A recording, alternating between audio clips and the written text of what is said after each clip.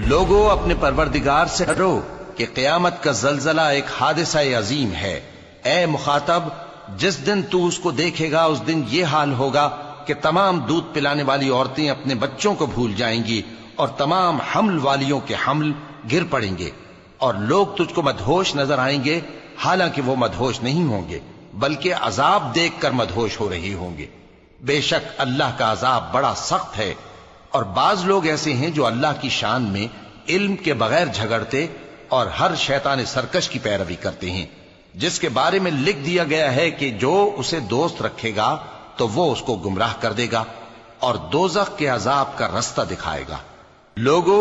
اگر تم کو مرنے کے بعد جی اٹھنے میں کچھ شک ہو تو ہم نے تم کو پہلی بار بھی تو پیدا کیا تھا، یعنی ابتدا میں مٹی سے، پھر اس سے نطفہ بنا کر، پھر اس سے خون کا لوتھڑا بنا کر، پھر اس سے بوٹی بنا کر جس کی بناوٹ کامل بھی ہوتی ہے اور ناقص بھی، تاکہ تم پر اپنی خالقیت ظاہر کر دیں۔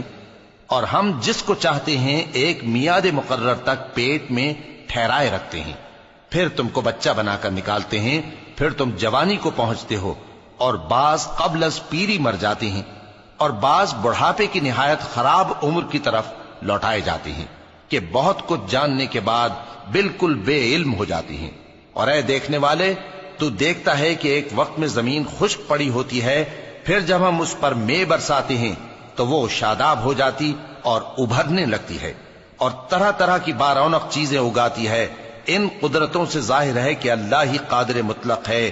جو برحق ہے، اور یہ کہ وہ مردوں کو زندہ کر دیتا ہے، اور یہ کہ وہ ہر چیز پر قدرت رکھتا ہے، اور یہ کہ قیامت آنے والی ہے اس میں کچھ شک نہیں، اور یہ کہ اللہ سب لوگوں کو جو قبروں میں ہیں جلا اٹھائے گا۔ اور لوگوں میں کوئی ایسا بھی ہے جو اللہ کی شان میں بغیر علم کے اور بغیر ہدایت کے اور بغیر کتاب روشن کے جھگڑتا ہے اور تکبر سے گردن موڑ لیتا ہے تاکہ لوگوں کو اللہ کے رستے سے گمراہ کر دے۔ اس کے لیے دنیا میں ذلت ہے، اور قیامت کے دن ہم اسے عذاب آتش سوزاں کا مزہ چکھائیں گے۔ اے سرکش، یہ اس کفر کی سزا ہے جو تیرے ہاتھوں نے آگے بھیجا ہے، اور اللہ اپنے بندوں پر ظلم کرنے والا نہیں۔ اور لوگوں میں بعض ایسا بھی ہے جو کنارے پر کھڑا ہو کر اللہ کی عبادت کرتا ہے، اگر اس کو کوئی دنیاوی فائدہ پہنچے تو اس کے سبب مطمئن ہو جائے، اور اگر کوئی آفت پڑے تو منہ کے بل لوٹ جائے، یعنی پھر کافر ہو جائے۔ اس نے دنیا میں بھی نقصان اٹھایا اور آخرت میں بھی، یہی تو صاف نقصان ہے۔ یہ اللہ کے سوا ایسی چیز کو پکارتا ہے جو نہ اسے نقصان پہنچائے اور نہ فائدہ دے سکے،